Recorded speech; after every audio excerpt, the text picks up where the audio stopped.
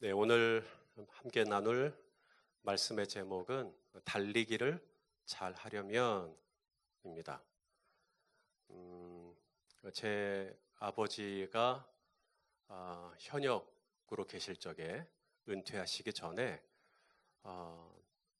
저도 잠깐 제 아버님이 몸담고 있는 교회에 교육 전도사로 파트타임으로 사역한 적이 있었습니다. 그때 교회에서 날이 아주 좋은 날 모든 교육자들과 더불어서 성도들이 야유회를 간 적이 있었어요.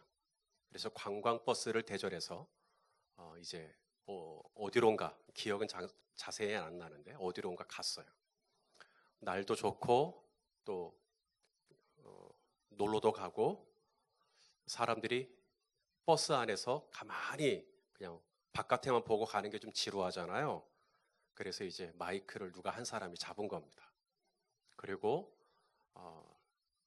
그 사람이 혼자 쭉 진행을 하는 게 아니라 앞자리에서부터 한 명씩 마이크 줄 테니까 노래를 하나씩 부르라는 거예요. 도착할 때까지.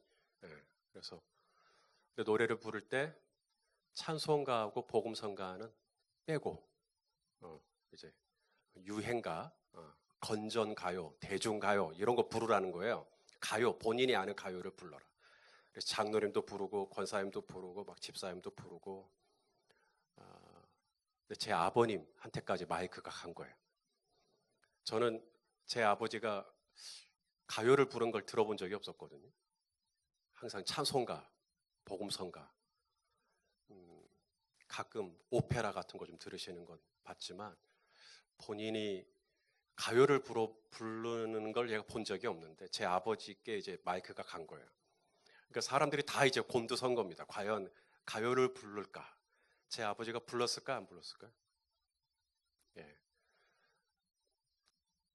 인생은 나그네 길 어디서 왔다가 어디로 가는가 아세요?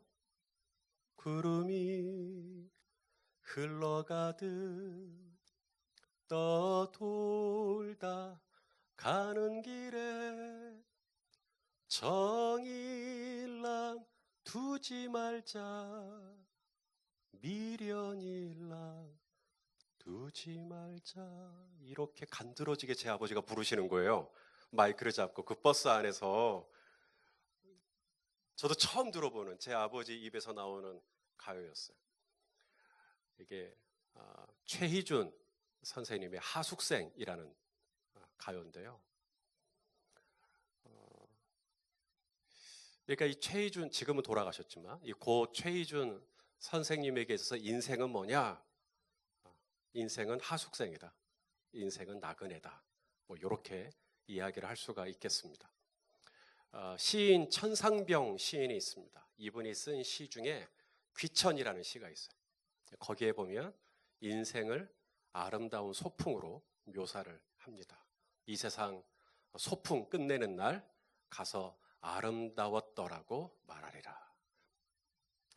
누구는 인생을 하숙생이라고 그러고 누구는 인생을 소풍이라고 그러고 그러니까 인생을 통찰하는 시선, 인생을 바라보는 이 시선이 다 다른 거죠.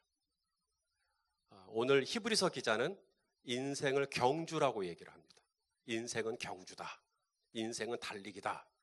자, 오늘 본문 1절 말씀을 다시 한번 읽겠습니다. 시작. 이러므로 우리에게 둘러싼 허다한 증인들이 있으니 모든 무거운 것과 얽매이기 쉬운 죄를 벗어버리고 인내로서 우리 앞에 당한 경주를 하며 히브리서 기자만 인생을 경주로 묘사한 게 아니라 사도 바울도 인생을 경주로 묘사합니다.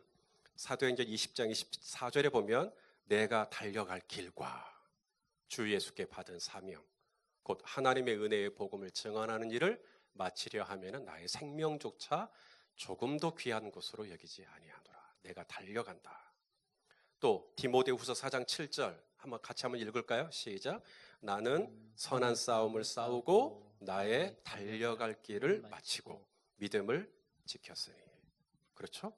네. 누구는 인생을 나그네라고 그러고, 누구는 인생을 소풍이라고 그러고, 누구는 인생을 달리기, 경주하는 거다 그러고. 이번에 고난주간 특세할 때 6인 6색 목사님들이 어떻든가요? 뭐 겹치든가요? 아니면 좀 다 다르든가요? 네. 말 그대로 6인 6색이죠. 정말 목사님들이 개성이 아주 뚜렷합니다. 왜 그렇게 목회가 다 다를까요? 똑같이 하나님 믿는 사람이고 똑같이 목회자로 부름받았는데 이분은 목회를 이런 스타일로 하고 이분은 목회를 이런 스타일로 하고 또 저는 또 저대로 하고 이게 다 다르죠. 왜 그럴까요? 목사님들이 혈액형이 다 달라서 그런 걸까요? 기질이 달라서 그런 걸까요? 교단이 달라서 그런 걸까요? 목사님들이 목회하는 컬러가 달라지는 것은 목회관 때문입니다. 그러니까 목회를 바라보는 시선, 목회를 이해하는 관점이 다 다른 거예요. 그러면 목회가 다 달라집니다. 인생도 똑같습니다. 인생을 나는 뭐라고 바라볼 것인가? 나는 이 인생을 어떤 시선으로 이 인생을 바라볼 것인가? 이 인생을 나는 어떻게 이해하고 있는가? 이것에 따라서 그 인생을 살아내는 내용이 다 달라져 버립니다.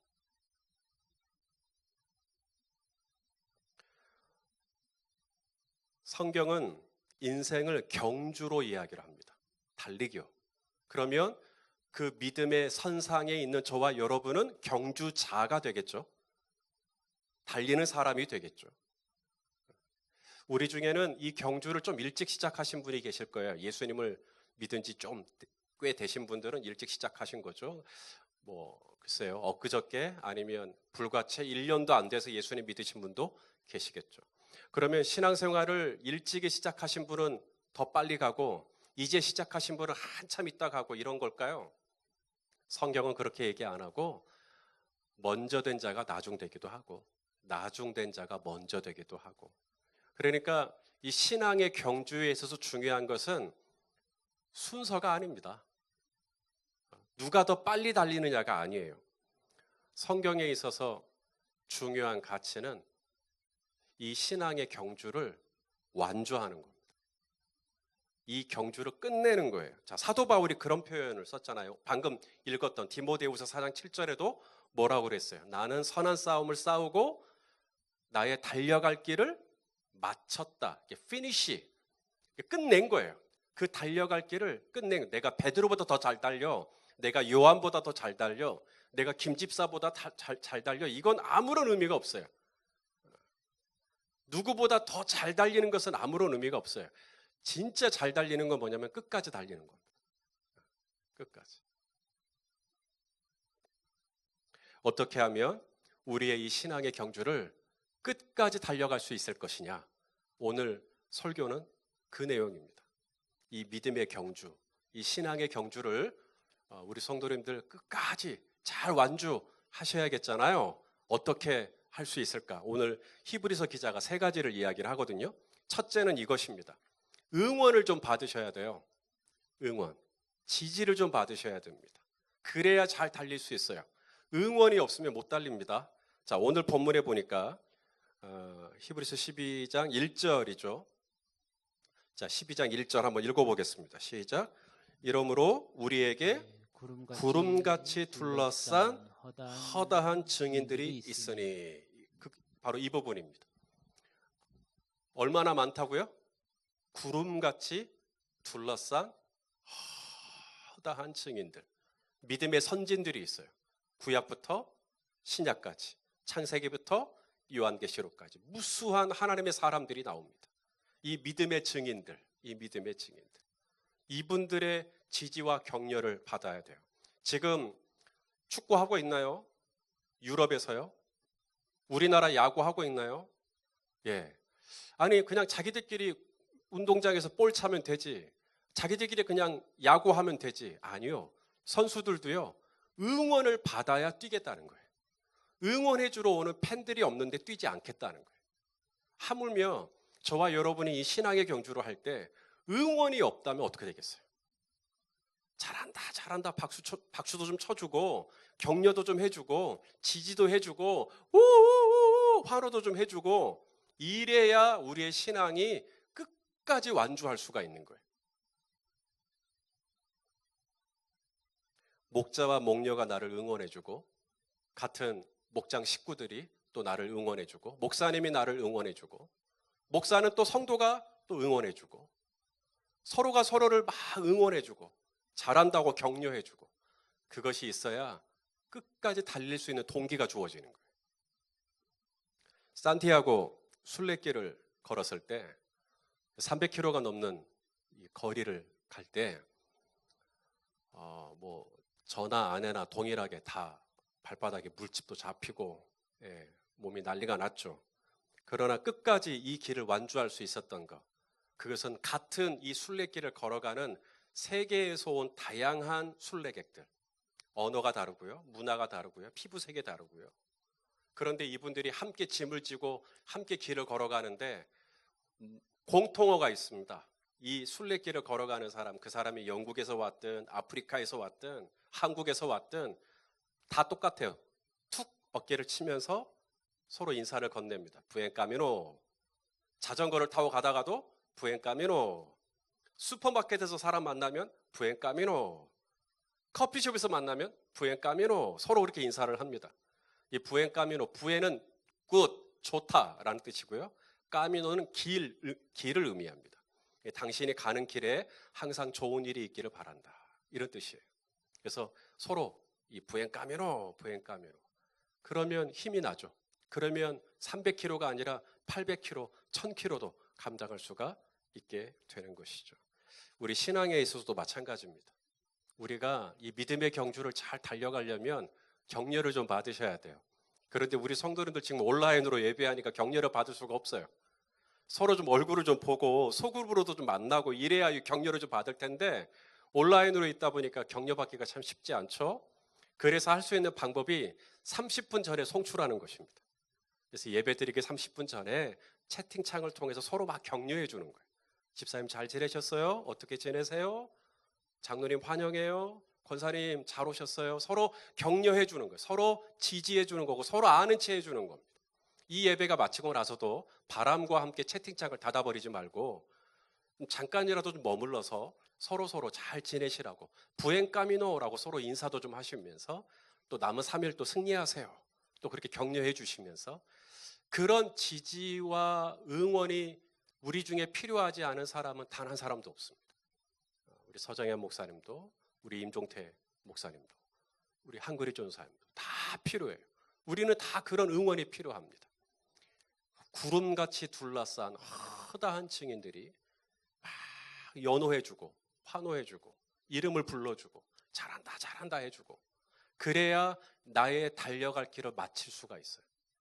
그 다음 두 번째, 어떻게 하면 잘 달리는가 봤더니 모든 무거운 것과 얽매이기 쉬운 죄를 벗어버리고 라고 말씀합니다. 모든 무거운 것과 얽매이기 쉬운 죄를 벗어버리고.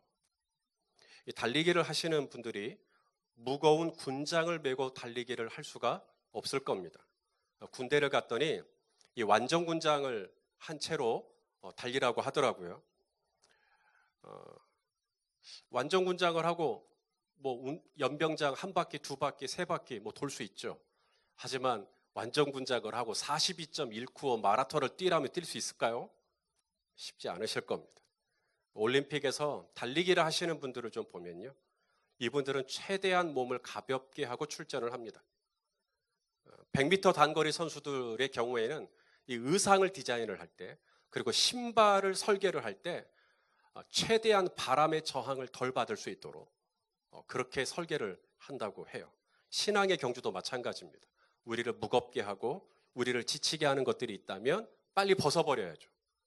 그 장신구들은 다 떼어내버려야 됩니다. 그 떼어내버려야 할 그 짐들을 한 단어로 죄라고 얘기를 하는 것이죠. 죄란 뭐냐? 죄는 관역에서 벗어나는 겁니다. 화살이 관역 안에 있어야 되는데 관역을 벗어난 것을 이제 하마르티아, 죄라고 얘기하거든요. 달리기를 하는 선수들은 트랙이라는 게 있어요. 트랙. 이 트랙 안에서 달려야 돼요.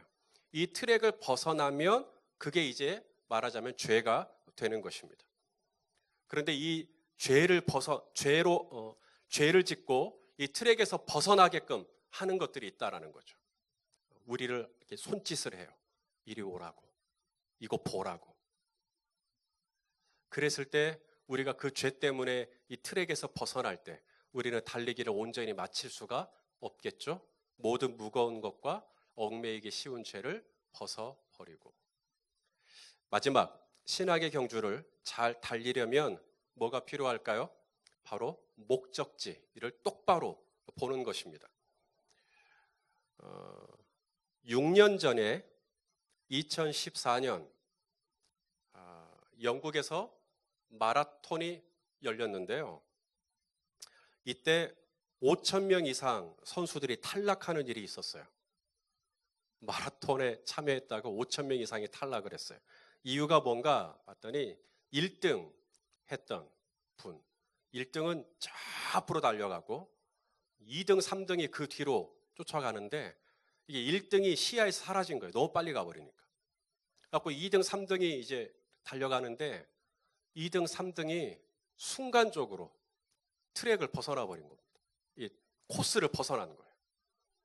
그러니까 2등, 3등이 그쪽 코스로 가니까 4등, 5등, 6등, 7등, 8등, 5,000명 전부 다 그리 가버린 거예요. 그래가지고 5,000명이 탈락되는 역사가. 그래서 처음 1등 그 한 사람만 승리하는 그런 웃지 못할 해프닝이 있었어요. 그러니까 내가 뭘 보느냐 하는 거예요. 내가 뭘 보느냐. 그냥 이 마라톤 하시는 분들은 그냥 앞에 있는 사람이 달려간 코스를 따라가는 것이죠. 그러니까 이 사람이 어디로 가느냐, 이 사람이 어디로 달려가느냐, 이게 지금 정도에 맞냐 틀리냐는 상관않고 그냥 그렇게 따라가는 거죠. 오늘 히브리서 기자는 우리가 이 달리기를 하려고 할 때 뭘 바라보아야 하냐면 믿음의 주요 또 온전케 하시는 이인 예수 그리스도를 바라봐야 한다. 그분에게서 우리가 시선이 떼지면 그때부터 우리는 달리기를 하기가 퍽 어려워질 수 있다. 자, 우리 히브리서 12장 2절 말씀 한번 읽어볼까요? 시작. 믿음의 주요 또 온전하게 하시는 이인 예수를 바라보자. 그는 그 앞에 있는 기쁨을 위하여 십자가를 참사 부끄러움을 개의치 아니하시더니 하나님 보좌 우편에 앉으셨느니라. 믿음의 주요라고 말할 때 NIV 버전으로 보니까 author of faith 이렇게 돼 있어요. 이게 참 기가 막힌 표현이에요. 믿음의 저자라는 뜻입니다. 믿음의 글쓴이라는 뜻이에요. 우리가 책을 읽을 때 주인공이 있죠. 주인공이 잘 되죠. 하지만 마냥 잘 됩니까? 주인공이 이제 어려움을 당하기도 합니다. 누군가에게 배신을 당하기도 하고 누군가에게 상처를 입기도 하고 큰 난관에 부딪히기도 하고 아주 복잡한 일에 연루되기도 하고 억울한 일을 당하기도 하고. 그런데 저자가 글을 가만히 있을 때 주인공이 계속 그 상태로 가도록 내버려 두나요? 어느 순간에는 극적인 반전을 경험하도록, 그렇죠? 글을 쓸 때 결국은 주인공이 이겨내도록, 결국은 주인공이 승리하도록 그렇게 내용을 만들어 가듯이 우리 하나님도 마찬가지라는 거예요. 성경에 보니까 많은 하나님의 사람들이 넘어져요. 아브라함도 넘어지고요. 모세도 넘어지고요. 다윗도 넘어지고요. 솔로몬도 넘어지고요. 베드로도 넘어지고요. 바울도 교회를 핍박하고. 하지만 그들을 하나님의 사람으로 부르신 주님은 그들의 실패 그대로, 그들의 부끄러움 그대로, 그들의 수치 그대로 내버려 두지 않죠. 결국은 또 끄집어내셔서 반전을 일으켜 주셔요. 그래서 아브라함을 아브라함 되게 하시고 야곱을 이스라엘 되게 하시고 요한의 아들 시몬을 베드로가 되게 하시고 교회를 핍박했던 사울은 바울이 되게 하시고 믿음의 저자입니다. 믿음의 저자. 우리가 그분을 좀 볼 수 있어야 된다는 거예요. 우리가 그분을 보지 못하면 우리는 또 다시 넘어지게 되고 또 다시 부끄러움에 처하게 된다라는 것입니다. 그러므로 사랑하시는 여러분, 우리를 부르시고 우리를 하나님의 자녀 삼아주신 그분, 우리에게 하나님 나라를 보여주신 그분, 그것을 빌립보서에서는 너희 안에 착한 일을 시작하셨다.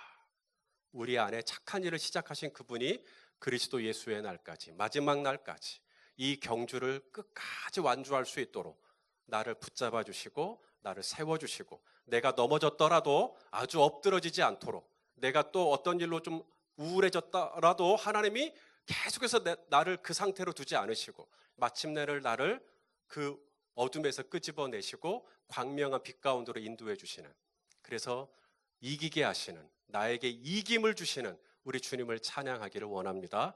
그래서 우리 성도님들도 이 믿음의 경주를 잘 마치실 수 있기를, 완주하셔서 주님 앞에서 생명의 면류관을 받는 저와 여러분 다 되시기를 예수님의 이름으로 축원합니다.